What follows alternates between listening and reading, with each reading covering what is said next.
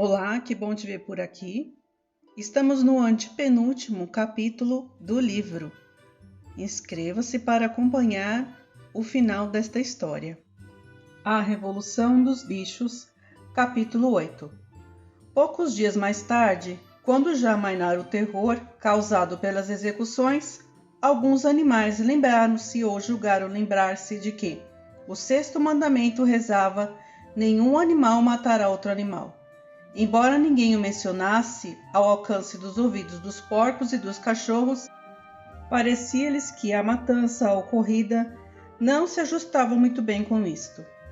Quitéria pediu a Benjamim que lesse o sexto mandamento, e quando Benjamim, como sempre, respondeu que se recusava a envolver-se em tais assuntos, procurou Maricota. Esta leu para ela o sexto mandamento. Dizia: nenhum animal matará outro animal sem motivo. De uma ou outra maneira, as duas últimas palavras haviam escapado à memória dos bichos, mas estes viam agora que o sexto mandamento não fora violado. Sim, pois evidentemente havia boas razões para matar os traidores que se haviam aliado à Bola de Neve. Durante aquele ano, os bichos trabalharam ainda mais que no ano anterior. A reconstrução do moinho de vento, as paredes com o dobro de espessura, sua conclusão no prazo marcado, juntamente com o trabalho normal da granja, tudo era tremendamente laborioso. Momentos houve em que lhes pareceu que estavam trabalhando mais do que no tempo de Jones, sem se alimentarem melhor. Nos domingos de manhã, Garganta, segurando uma comprida folha de papel, lia para eles as relações de estatísticas de que a produção de todas as classes de gêneros alimentícios aumentara de 200, 300 ou 500% conforme o caso. Os bichos não viam razão para desacreditá-lo, especialmente porque já não conseguiam lembrar-se com clareza das exatas condições de antes da Revolução. Mesmo assim, dias havia em que prefeririam ter menos estatísticas e mais comida. Todas as ordens agora eram transmitidas por meio de Garganta ou de outro porco. Napoleão era visto em público mais do que uma vez a cada 15 dias. E quando parecia, era acompanhado não só pela sua matilha de cães, mas também por um garnizé preto que marchava à sua frente atuando como arauto, soltando um cocoricó antes de cada fala de Napoleão. Mesmo na Casa Grande, diziam ele, habitava um apartamento separado dos demais. Fazia as refeições sozinho, com 2 cachorros para servi-lo, e comida no serviço de jantar de porcelana da cristaleira da sala. Anunciou-se também que a espingarda seria disparada anualmente na data do aniversário de Napoleão, assim como nos outros 2 aniversários. Agora já não mencionava Napoleão como Napoleão. Simplesmente referiam-se a ele de maneira formal como nosso líder, o camarada Napoleão. E os porcos gostavam de inventar para ele títulos como pai de todos os bichos, terror da humanidade, protetor dos apriscos, amigos dos pintainhos e assim por diante. Garganta, em seus discursos, com lágrimas rolando pelo focinho, falava na sabedoria de Napoleão, na bondade de seu coração, no profundo amor que devotava aos animais de todos os lugares, mesmo e especialmente, infelizmente, animais que ainda viviam na ignorância e na escravidão. Tornara-se usual atribuir a Napoleão o crédito de todos os êxitos e de todos os golpes de sorte. Ouvia-se frequentemente uma galinha comentar para outra, sob a orientação do nosso líder, o camarada Napoleão, pôs 5 ovos em 6 dias, ou 2 vacas bebendo juntas no açude exclamarem, graças à liderança do camarada Napoleão, que gosto bom tem esta água. O sentimento geral da granja era bem expresso num poema intitulado O Camarada Napoleão, composto por Minimus, que era assim: amigos dos órfãos, fonte da felicidade, senhor do balde de lavagem, ó minha alma arde em fogo quando eu te vejo, assim calmo e soberano como o sol na imensidão, camarada Napoleão. Tu és aquele que tudo dá, tudo quanto aos pobres criaturas amam.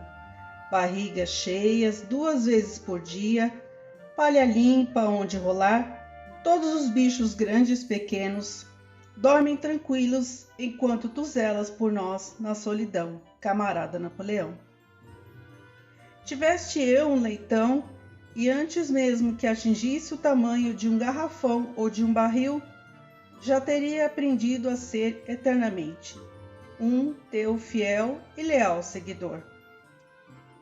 E o meu primeiro guincho que daria a meu leitão seria camarada Napoleão.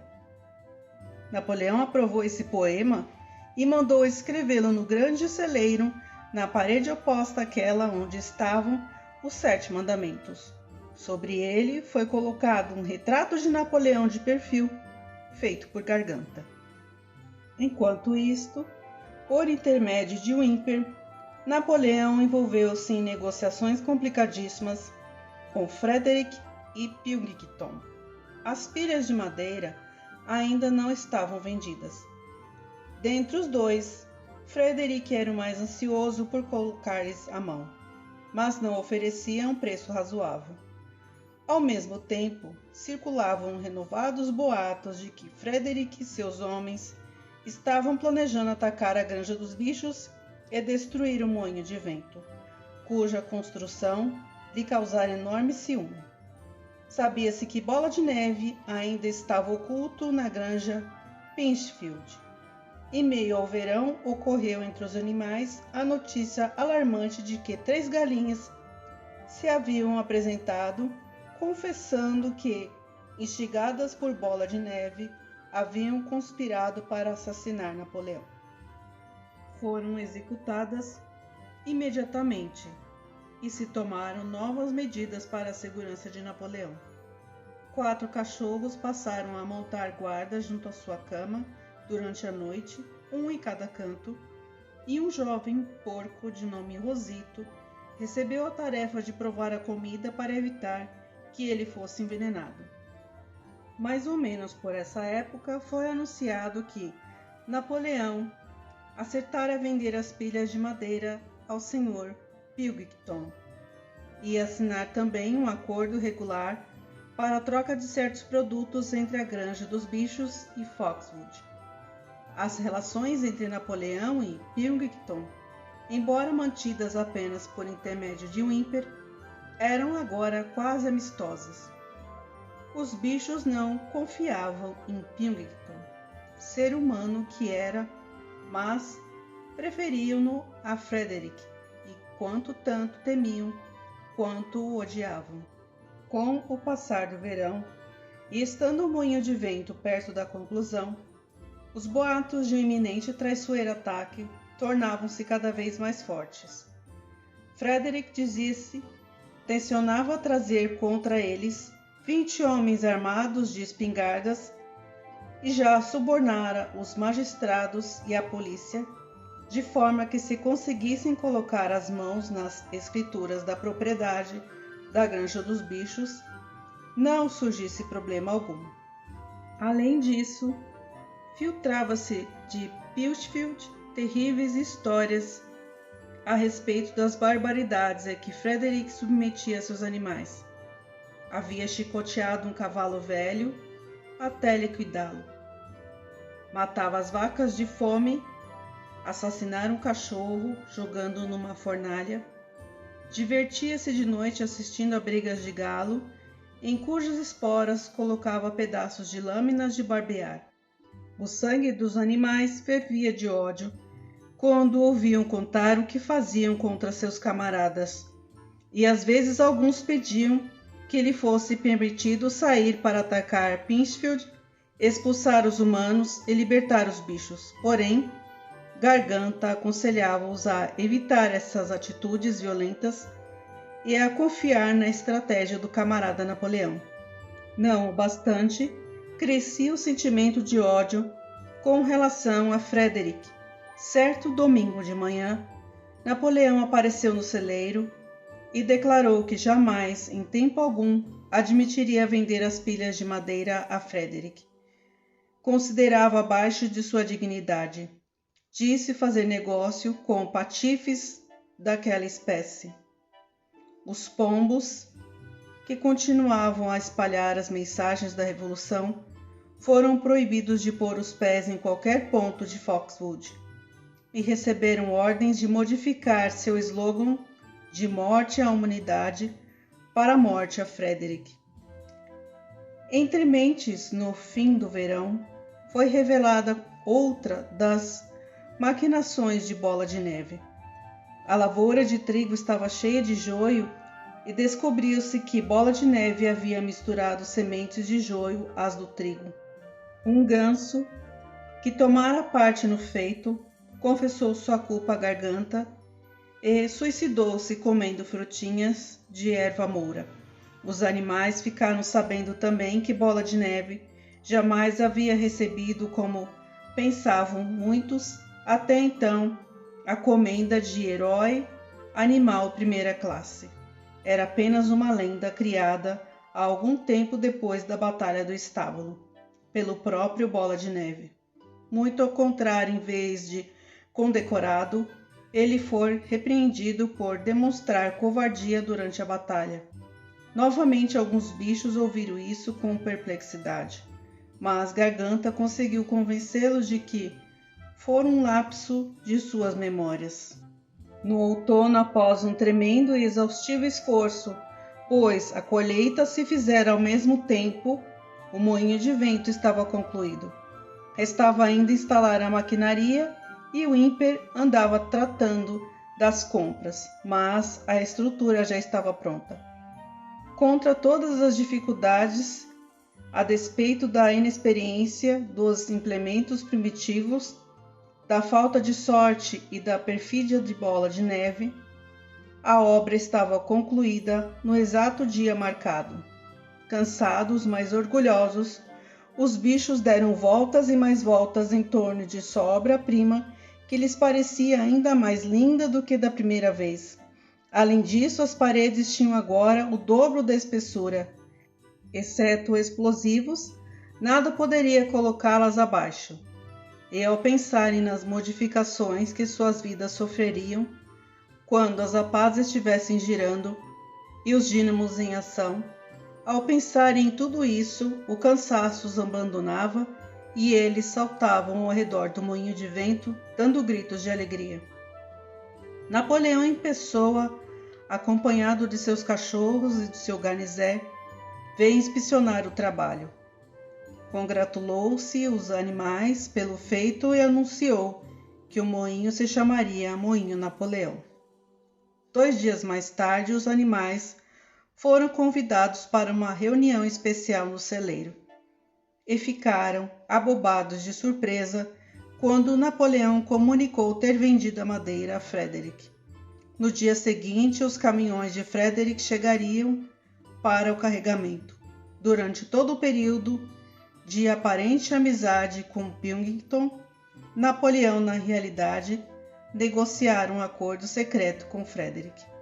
Todas as relações com Foxwood foram cortadas e enviadas a Pilkington mensagens insultosas.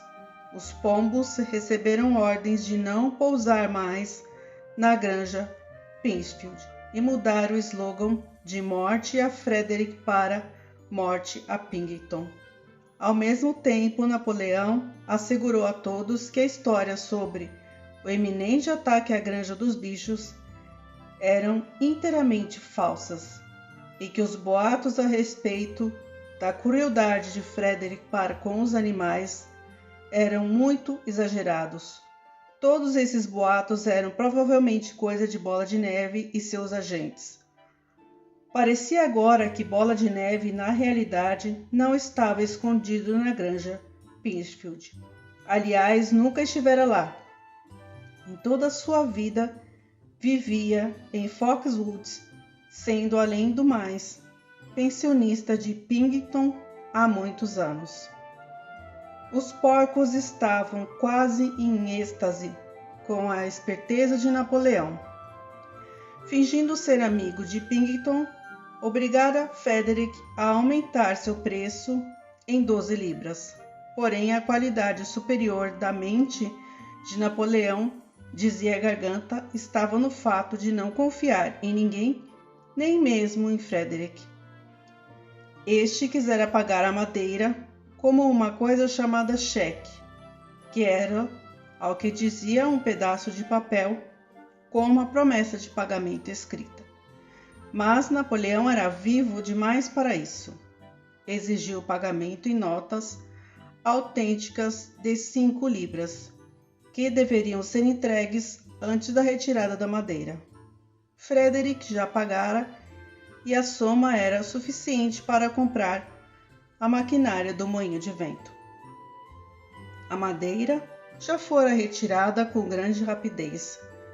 Quando todo o carregamento estava bem longe, houve outra reunião especial no celeiro, para os bichos examinarem as notas de Frederick. Sorrindo beatificamente e usando suas condecorações, Napoleão constara-se numa cama de palha, com o dinheiro ao seu lado, cuidadosamente empilhado, numa travessa da cozinha da casa grande. Os demais passavam lentamente em fila e cada um olhava o tempo que quisesse. Sansão espichou o focinho para cheirar as notas e as delicadas coisinhas agitaram-se e farfalharam com sua respiração. 3 dias mais tarde, houve um Deus nos acuda.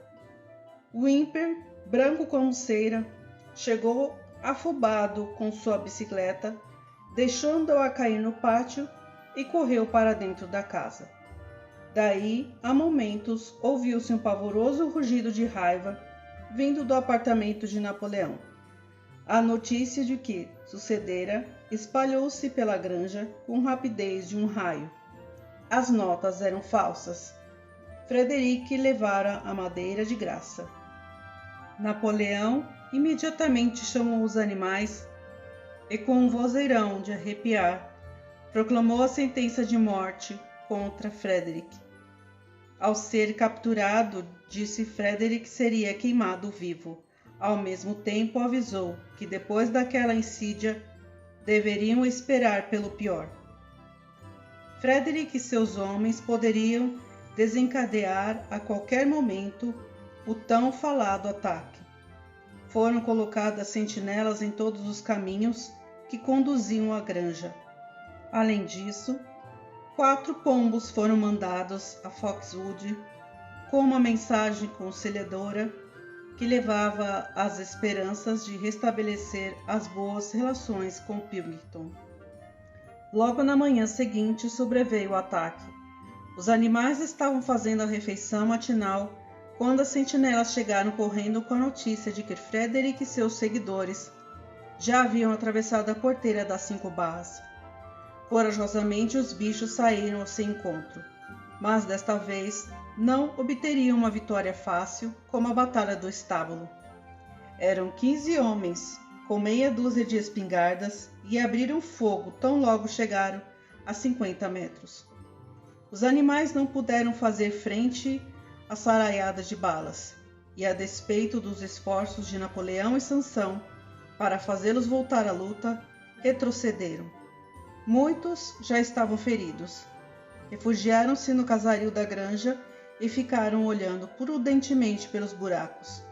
Toda a postagem, inclusive o moinho de vento, caíra nas mãos dos inimigos. Até Napoleão estava perplexo. Caminhava de um lado para o outro sem proferir palavra, com o rabo rígido e contraído. Olhares ansiosos eram lançados na direção de Foxwood. Se Pingleton e seus homens os ajudassem, ainda poderiam ganhar a parada. Porém, nesse momento, voltaram os 4 pombos enviados no dia anterior. um deles trazendo um pedaço de papel da parte de Pennington com as palavras "bem feito" escritas a lápis. Enquanto isso, Frederick e seus homens se haviam detido junto ao moinho de vento. Os animais continuavam observando e viram surgir-se um pé de cabra e um malho. Correu um murmúrio de aflição. Iam botar abaixo o moinho de vento. Impossível, exclamou Napoleão. As paredes são grossas demais para isso. Nem em uma semana conseguirão. Coragem, camaradas. Benjamin, porém, observava atentamente a atividade dos homens. Os que estavam com o malho e o pé de cabra faziam um furo junto à base do moinho. Lentamente, com o ar de quem se diverte, meneou o focinho. Exatamente o que eu supunha, disse ele. Vocês não veem o que eles estão fazendo? Daqui a pouco vão colocar explosivos naquele buraco. Aterrorizados, os bichos esperaram. Era impossível abandonar a proteção das casas. Daí a pouco, os homens saíram correndo em todas as direções. Ouviu-se logo após um estouro ensurdecedor. Os pombos revolotearam no ar e os animais todos, exceto Napoleão, jogaram-se ao chão. Quando se levantaram outra vez, havia uma gigantesca nuvem preta no lugar do moinho. Aos poucos a brisa a dissolveu. O moinho de vento havia desaparecido. Aquilo devolveu a coragem aos animais. O medo e o desânimo que sentiam foram engolfados pelo tremendo ódio que os dominou ante aquela vilania inominável. Um brado de vingança subiu aos ares sem esperar ordens. Reuniram-se com um só corpo, lançaram-se contra o inimigo.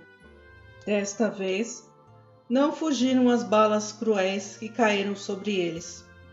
Foi uma batalha horrível, selvagem.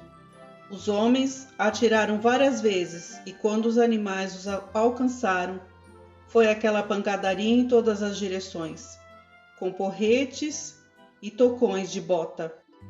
Morreram uma vaca, 3 ovelhas e 2 gansos, e quase todo mundo ficou ferido. Até Napoleão, que dirigia as operações da retaguarda, teve a ponta do rabicho arranhada por um balim. Mas aos homens não tocou melhor sorte. 3 tiveram as cabeças quebradas pelos golpes de Sansão. Outra barriga furada pelo chifre de uma vaca. Outro viu suas calças quase arrancadas por Lulu e Ferrabras. E quando os 9 cachorros da guarda pessoal de Napoleão, que este mandara realizar um movimento por trás da sebe, apareceram de repente no flanco dos humanos, latindo furiosamente, o pânico os dominou. Perceberam o perigo de serem cercados. Frederick gritou aos seus homens que se retirassem enquanto havia passagem, e em seguida o inimigo fugia acovardado para salvar a vida. Os animais perseguiram-nos até o fundo do campo, aplicando-lhes ainda os últimos golpes ao atravessarem a sebe. Haviam vencido, mas estavam feridos e sangravam. Lentamente começaram a voltar para a granja. A vista dos camaradas mortos, estirados sobre a relva, comoveu alguns até as lágrimas, e por alguns minutos detiveram-se num triste silêncio no local onde existira o moinho. Sim, ele sumira. Fora quase todo o seu trabalho. Até os alicerces estavam parcialmente destruídos. E desta vez, para reconstruí-lo, não bastaria erguer de novo pedras caídas ali mesmo. Estas também haviam desaparecido. A força da explosão as arremessara a centenas de metros. Era como se o moinho jamais houvesse existido. Ao se aproximarem do sítio, Garganta, que estivera inexplicavelmente ausente da luta, veio-lhes ao encontro, sacudindo o rabicho e guinchando de satisfação. E os animais ouviram, da direção da granja, o troar solene da espingarda. A troco do que está atirando aquela arma? Perguntou Sansão. Parece celebrar nossa vitória, exclamou o Garganta. Vitória? Que vitória? Gritou Sansão. Tinha os joelhos sangrando. Perdera uma ferradura, rachara o casco e uma dúzia de chumbinhos haviam se alojado em sua pata traseira. Você pergunta que vitória, camarada? Mas, então, não expulsamos o inimigo do nosso solo, do solo sagrado da Granja dos Bichos? Mas eles destruíram o moinho de vento, nosso trabalho de 2 anos. Que importa? Construiremos outro moinho de vento. Construiremos meia dúzia de moinhos de vento, se quisermos. Vocês não percebem, camaradas, que coisa formidável realizamos? O inimigo ocupava este mesmo chão em que pisamos, e agora, graças à liderança do camarada Napoleão, nós o ganhamos, centímetro por centímetro. Quer dizer, ganhamos o que já era nosso, retrucou Sansão. Essa foi a nossa vitória, insistiu Garganta. As balas sobre o couro de Sansão aferroavam dolorosamente. Ele enxergava à sua frente a pesada tarefa de reconstruir o moinho de vento, e mesmo em imaginação já se atirava ao trabalho. Pela primeira vez, entretanto, ocorreu-lhe a lembrança de que já tinha 11 anos de idade e que talvez seus músculos já não tivessem a mesma força de antes. Porém, quando os bichos viram tremular a bandeira verde, ouviram a arma atirar novamente 7 tiros ao todo, e o discurso de Napoleão fez, congratulando-se com a atuação deles, pareceu-lhes que, afinal de contas, haviam obtido uma grande vitória. Os animais caídos na batalha tiveram funerais solenes. Sansão e Quitéria puxaram o carroção, que serviu de carro fúnebre, e Napoleão abriu em pessoa o cortejo. Dedicaram-se 2 dias inteiros às celebrações. Houve canções, discursos, novos disparos de espingarda e o prêmio especial de uma maçã para cada animal, 50 gramas de milho para cada ave e 3 biscoitos para cada cachorro. Proclamou-se que a batalha se chamaria Batalha do Moinho de Vento e que Napoleão havia criado nova encomenda à Ordem da Bandeira Verde, que conferiria a si próprio. Em meio ao regozijo geral, o assunto das notas de dinheiro foi esquecido. Foi alguns dias depois disso que os porcos encontraram na adega da Casa Grande uma caixa de uísque. Passara despercebida na época da ocupação. Naquela noite chegou da casa o som de uma cantoria em que, para surpresa de todas, se ouviram trechos de Bichos da Inglaterra. Mais ou menos às 9:30 da noite, Napoleão, usando um velho chapéu coco de Jones, foi visto claramente emergir da porta traseira, dar um rápido galope em volta do pátio e sumir pela porta outra vez. Na manhã seguinte, um silêncio profundo tomara conta da casa. Ao que parecia, nenhum porco estava de pé. Eram quase 9 horas, quando apareceu o Garganta, vacilante e deprimido, com os olhos embaçados, o rabicho mole, com um aspecto seriamente doentio. Chamou todo mundo e disse que tinha péssimas notícias para dar. O camarada Napoleão estava à morte. Ouviu-se um grito de lamento. Colocaram palha fora da porta da casa e os animais entraram pé ante pé. Com lágrimas nos olhos, perguntavam-se que seria deles se o líder faltasse. Correu o boato de que Bola de Neve, afinal, conseguira envenenar a comida de Napoleão. Às 11, Garganta saiu de novo para fazer outra proclamação. Como o último ato sobre a terra, o camarada Napoleão expedira o seguinte decreto: a ingestão de álcool seria punida com a morte. Já à noite, Napoleão parecia um pouco melhor, e na manhã seguinte Garganta pôde anunciar sua franca recuperação. Na tarde desse dia, Napoleão voltou à atividade, e no dia seguinte soube-se que dera instruções a Whymper para comprar em Wellington alguns folhetos sobre fermentação e destilação. Uma semana depois, Napoleão deu ordem que fosse arado o pequeno potreiro atrás do pomar, anteriormente destinado ao repouso dos animais aposentados. Espalhou-se que a pastagem estava cansada e necessitava de uma nova semeadura. Porém, logo se soube que Napoleão pretendia semeá-la com cevada. Mais ou menos nessa época, aconteceu um incidente que nenhum dos bichos pôde compreender. Certa noite, à meia-noite, mais ou menos, ouviu-se um ruído de queda no pátio, e os animais correram de suas baias para ver o que sucedera. Era uma noite de lua. Ao pé da parede do fundo do grande celeiro, na qual estavam escritos os 7 mandamentos, encontraram uma escada quebrada em 2 pedaços. Garganta, momentaneamente, jazia estatelado junto a ela, tendo ao lado uma lanterna, uma brocha e uma lata de tinta branca. Os cachorros fizeram imediatamente um círculo em torno de Garganta.